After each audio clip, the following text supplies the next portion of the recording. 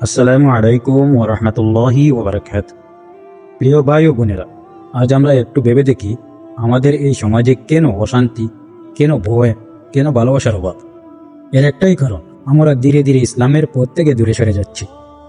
অথচ ইসলাম হলো শান্তি আর সুখের একমাত্র ঠিকানা।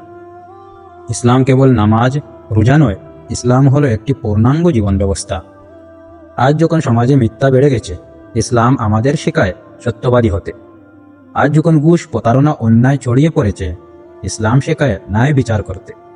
আজ যখন পরিবার ভেঙে যাচ্ছে, সম্পর্ক দুর্বল হয়ে যাচ্ছে, ইসলাম শেখায় পরিবারকে ভালোবাসতে, পিতামাতার খিদমত করতে।